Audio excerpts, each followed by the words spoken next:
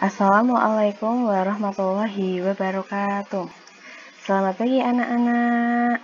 Bagaimana kabar kalian? Semoga selalu sehat ya. Anak-anak, hari ini kita akan masuk ke tema baru, yaitu tema 5, subtema 1, perjuangan para pahlawan, kelas 4. Nah, sebelum memulai pembelajaran, mari kita baca basmalah bersama-sama. Bismillahirrohmanirrohim. Nah, pembelajaran pertama. Hari ini kamu akan belajar tentang pahlawan. Tahukah kamu apa yang dimaksud dengan pahlawan? Nah, amatilah gambar berikut ini. Di sini ada 3 gambar ya anak-anak. Yang pertama, apa yang mereka lakukan? Nah, gambar pertama, kira-kira apa yang mereka lakukan?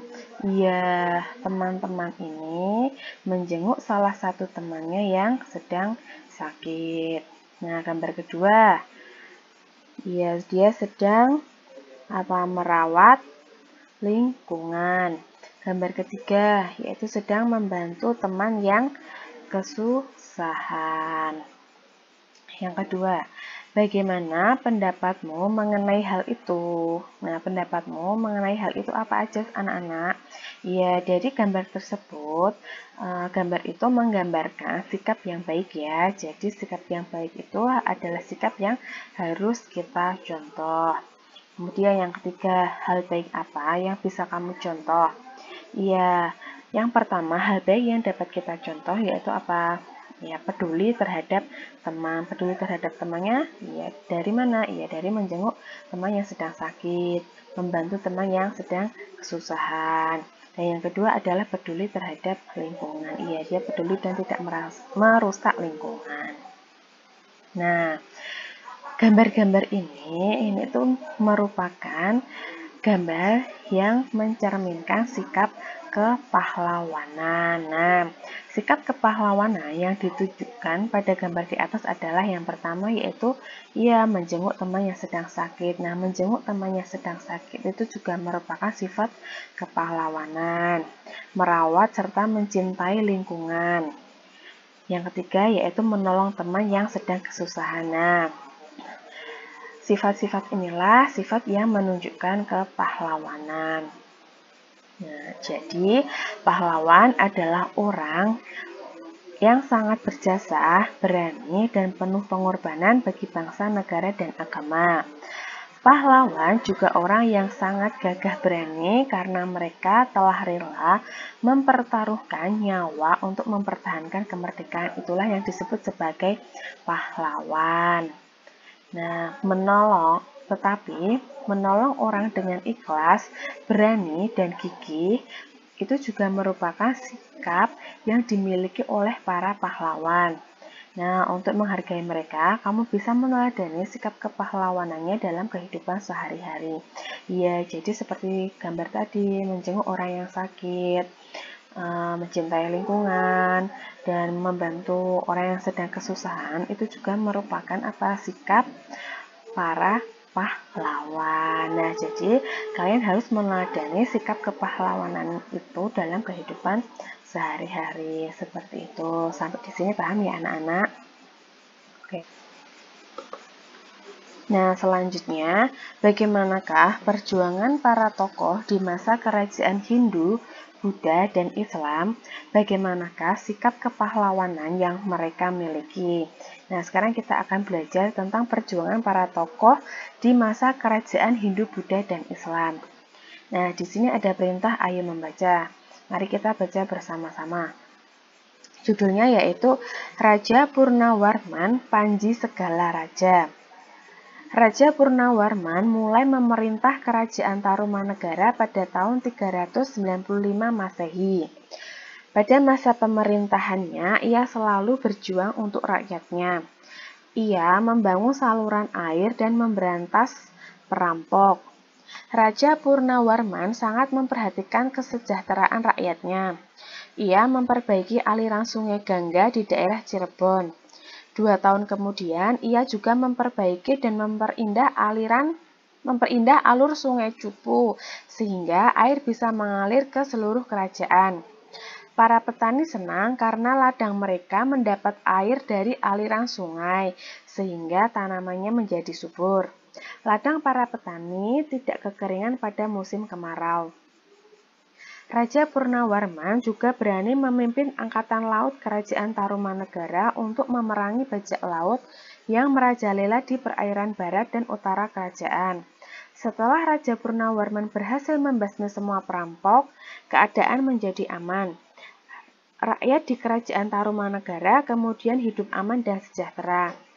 Sebagai wujud kecintaan rakyat Kerajaan Tarumanegara kepada Raja Purnawarman, telapak kakinya diabadikan dalam bentuk prasasti yang dikenal sebagai Prasasti Ciaruteu. Nah, ini adalah bacaan mengenai Raja Purnawarman, Panji Segala Raja.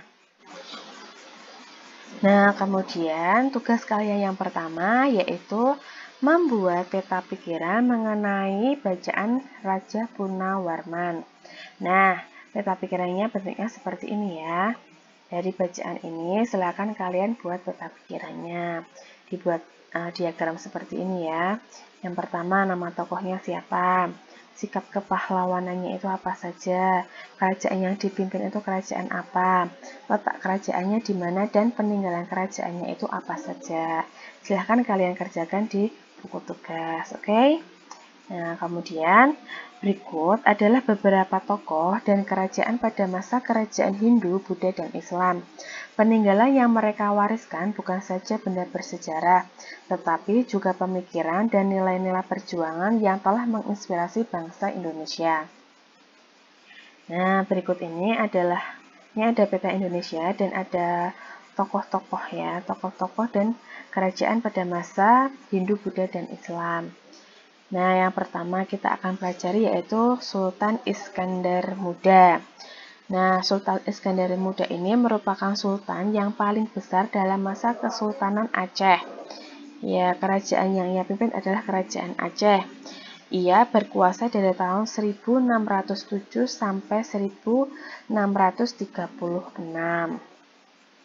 Nah, perjuangan yang telah dilakukan oleh Sultan Iskandar Muda adalah yang pertama, yaitu memperluas wilayah Aceh sampai ke semenanjung Malaysia. Ya, wilayah Aceh itu jadi besar. Kemudian, Aceh mengalami masa kejayaan karena menjadi pusat perdagangan dan pengembangan ajaran Islam terbesar di Indonesia pada masanya itu. Dan yang kedua yaitu Raja Bala Putradewa dari Kerajaan Sriwijaya Palembang, Sumatera Selatan. Ya, jadi Raja Bala Putradewa ini adalah anggota Wangsa Sailendra yang menjadi raja pada Kerajaan Sriwijaya. Nah, kemudian di sini ini ya, lukisan atau gambar Raja Bala Putradewa. Perjuangan yang telah dilakukan oleh Raja Bala Putradewa yaitu yang pertama, ia berhasil membangun armada laut yang kuat. Yang kedua, pada masa pemerintahan Bala Putradewa, Sriwijaya mengalami masa kejayaan. Kemudian yang ketiga, Raja Bala Putradewa dengan bantuan Raja Dewa Paladewa di Pali telah mendirikan vihara di Nalanda, India. Padahal Raja Bala Putradewa itu kan dari Indonesia ya, tetapi dia bisa mendirikan vihara di Nalanda, India. Vihara itu ditujukan bagi pelajar-pelajar Nusantara yang ingin belajar agama Buddha di Nalanda. Kemudian, perkembangan pelayaran dan perdagangan di Selat Malaka semakin pesat. Ya, berkat Raja Bala Putradewa, perkembangan pelayaran dan perdagangan di Selat Malaka itu juga semakin pesat. Dan sikap yang dimilikinya itu berani dan tegas dalam memimpin. Nah, kemudian yang ketiga yaitu Sultan Hasanuddin. Nah, Sultan Hasanuddin itu merupakan Raja Goa yang ke-16. Kerajaan yang ia pimpin adalah Kerajaan Goa di Talo, Makassar, Sulawesi Selatan. Karena keberaniannya, ia mendapat julukan ayam jantan dari timur. Kemudian perjuangan yang telah dilakukan oleh Sultan Hasanuddin yaitu yang pertama, Sultan Hasanuddin sangat gagah berani dalam melawan VOC. VOC itu adalah penjajah. Kemudian beliau berani mengorbankan seluruh hidupnya, kesenangannya, serta kemewahannya untuk membela kehormatan bangsa dan negara. Ketiga, beliau membela kehormatan negara dan mempertahankan setiap jengkal tanah airnya dengan tetesan darah. Yang terakhir yaitu gigih, pemberani, dan rela berkorban. Itulah sifat yang dimiliki oleh Sultan Hasanuddin. Seperti itu. Kemudian, yang keempat yaitu Mahapatih Gajah Mada dan Hayam Wuruk. Dia dari kerajaan Majapahit. Nah, Gajah Mada sendiri yaitu seorang panglima perang dan tokoh yang sangat berpengaruh pada zaman kerajaan Majapahit. Kalau Hayam Wuruk itu pemimpin kerajaan Majapahit. Jadi Hayam Wuruk itu pemimpinnya, Gajah Mada adalah patihnya, seperti itu. Nah, perjuangan yang telah dilakukan oleh Patih Gajah Mada dan Hayam Wuruk, yang pertama, Gajah Mada dan Hayam Wuruk itu telah berhasil mempersatukan Nusantara. Kemudian Gajah Mada dalam mengemban tugas dan tanggung jawabnya, baik tak kala masih menjadi prajurit, patih, hingga panglima. Ya, jadi selama dia menjadi prajurit, patih, dan panglima, dia itu mengemban tugasnya itu dengan penuh tanggung jawab. Kemudian, tak kala kerajaan Majapahit diserang oleh Rakudi, Gajah Mada itu berhasil menyelamatkan Raja Jayanegara beserta keluarganya. Seperti itu. Nah, sampai di sini paham ya anak-anak? Bangsa yang besar adalah bangsa yang menghormati jasa para pahlawannya. Jadi, kita sebagai rakyat Indonesia harus apa? Harus menghormati jasa para pahlawan yang telah berjuang dalam memenangkan kemerdekaan di Indonesia. Seperti itu. Nah, terima kasih.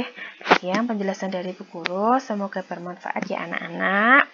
Sampai berjumpa di pembelajaran selanjutnya. Terus semangat dalam mempelajari sesuatu yang baru ya. Sesuatu yang bermanfaat. Guru tutup. Assalamualaikum warahmatullahi wabarakatuh.